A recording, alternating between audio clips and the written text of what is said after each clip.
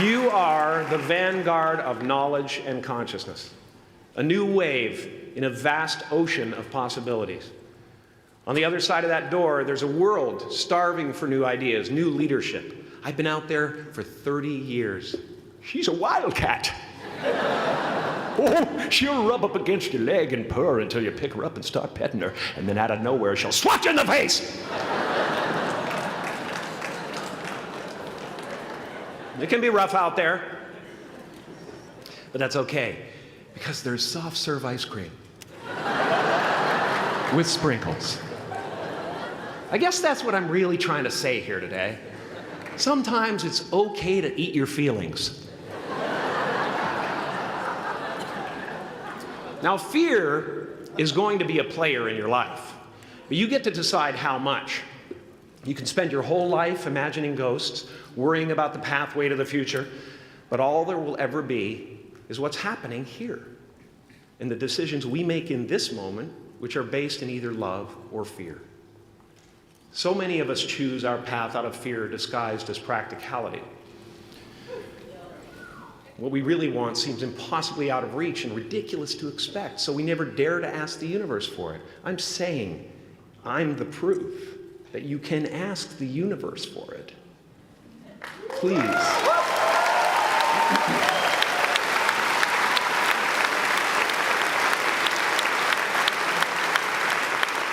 And if it doesn't happen for you right away, it's only because the universe is so busy fulfilling my order.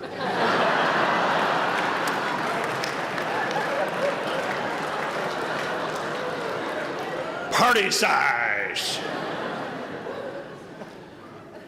My father could have been a great comedian, but he didn't believe that that was possible for him.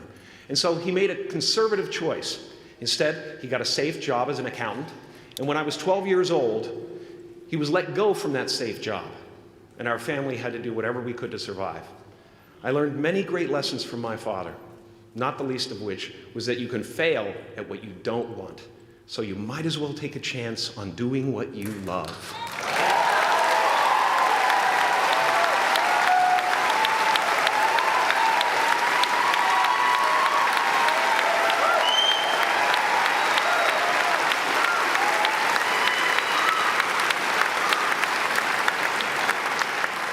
It's not the only thing he taught me, though.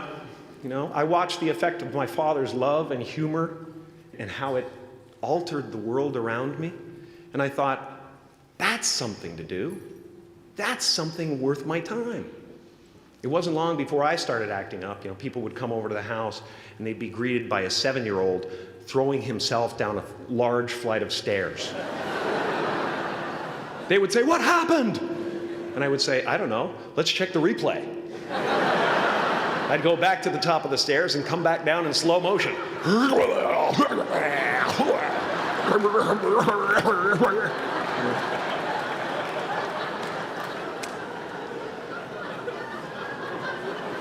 It was a very strange household. My father used to brag that I wasn't a ham, I was the whole pig. And he treated my talent as if it was his second chance. When I was about 28, after a decade as a professional comedian, I realized one night in LA that the purpose of my life had always been to free people from concern, just like my dad. And when I realized this, I dubbed my new devotion the Church of Freedom from Concern. The Church of FFC.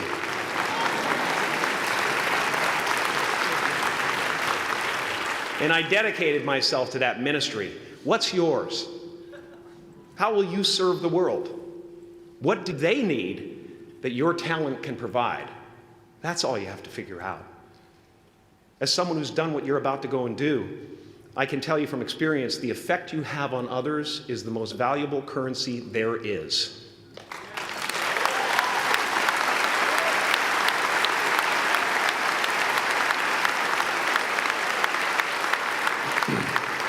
Because everything you gain in life will rot and fall apart, and all that will be left of you is what was in your heart.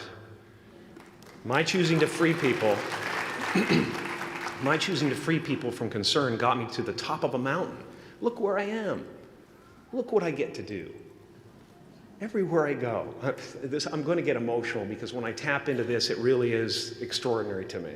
I did something that made people present their best selves to me wherever I go.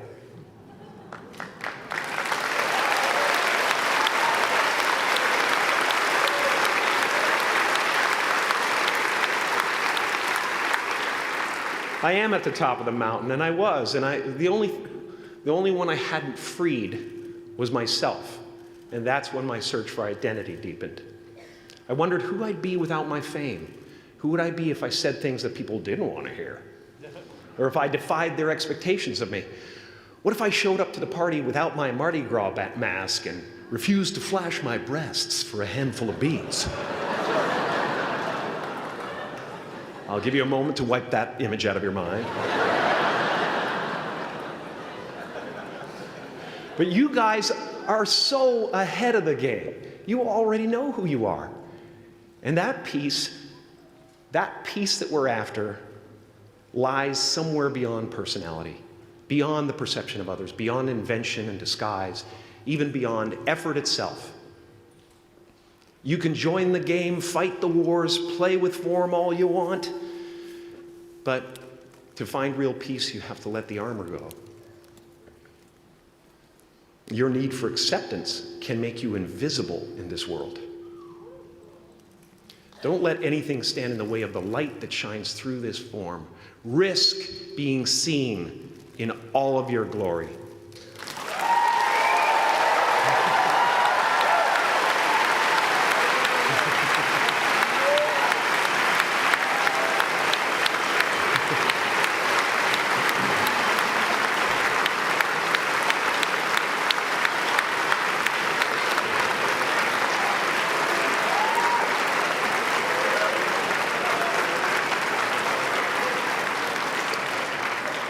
It's not big enough.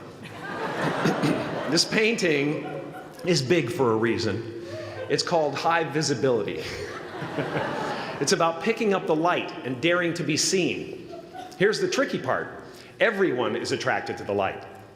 The party host up at the top, who thinks unconsciousness is bliss and is always offering to drink from the bottles that empty you. Misery below her. Despises the light, can't stand when you're doing well, wishes you nothing but the worst. The Queen of Diamonds, under him, needs a king to build her house of cards. And the hollow one down bottom there will cling to your leg and say, please don't leave me behind, for I have abandoned myself. Even those who are closest to you and most in love with you, the people you love most in the world, will find clarity confronting at times. This painting took me thousands of hours to complete. And when I was finished, thank you, thousands of hours, yes. I'll never get them back. I'll never get them back. I worked on this for so long. I was weeks and weeks like a madman alone on a scaffolding. And when I was finished, one of my friends said, this would be a cool blacklight painting. So I started over.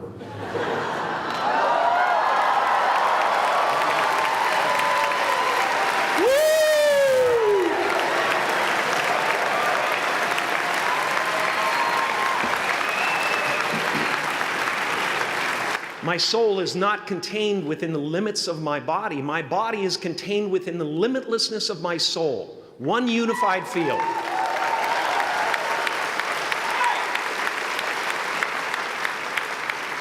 One unified field of nothing, dancing for no particular reason, except maybe to comfort and entertain itself.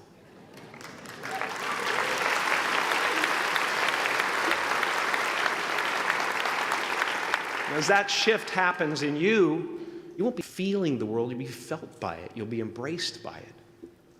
Now I'm always at the beginning. I have a reset button, and I ride that button constantly. Once that button is functioning in your life, there's no story that the mind could create that will be as compelling. The imagination is always manufacturing scenarios, both good and bad, and the ego tries to keep you trapped in the multiplex of the mind.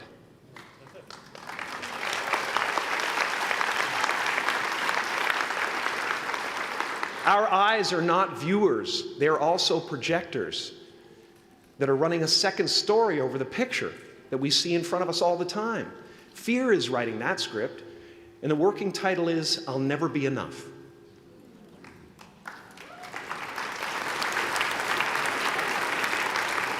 Now you're going to look at a person like me and say, how could we ever hope to reach those kind of heights, Jim? How can we make a painting that's too big for our home? How do you fly so high without a special breathing apparatus? This is the voice of the ego. And if you listen to it, there will always be someone who's doing better than you. No matter what you gain, ego will not let you rest. It will tell you that you cannot stop until you've left an indelible mark on the earth, until you've achieved immortality. How tricky is this ego that it would tempt us with the promise of something we already possess?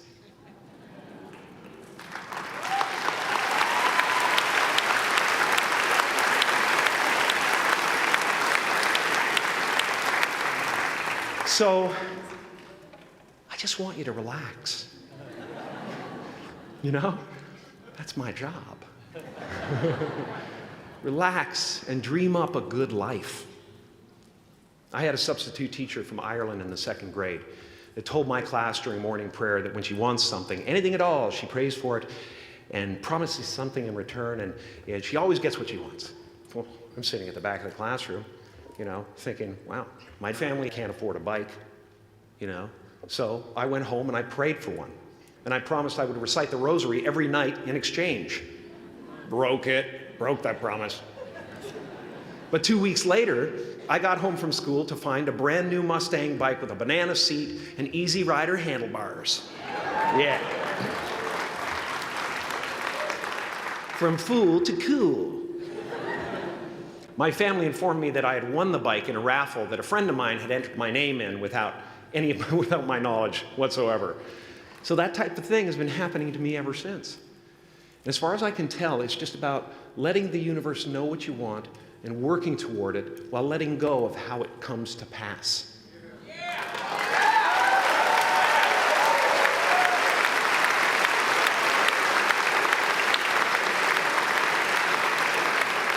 Your job is not to figure out how it's going to happen for you, but to open the door in your head. And when the door opens in real life, just walk through it.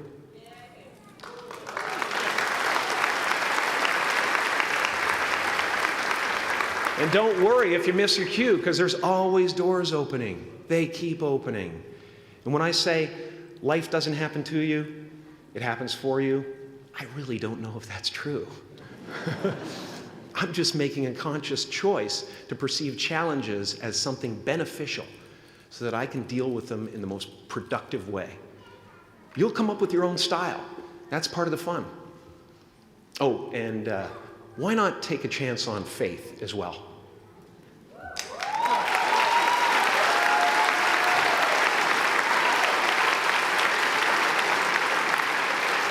Take a chance on faith.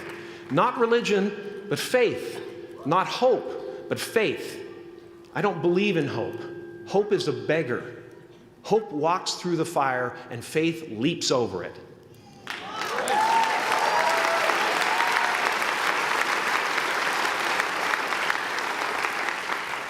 You are ready and able to do beautiful things in this world. And after you walk through those doors today, you will only ever have two choices: love or fear. Choose love, and don't ever let fear turn you against your playful heart. Thank you so much. Thank you, Miguel. I'm so honored.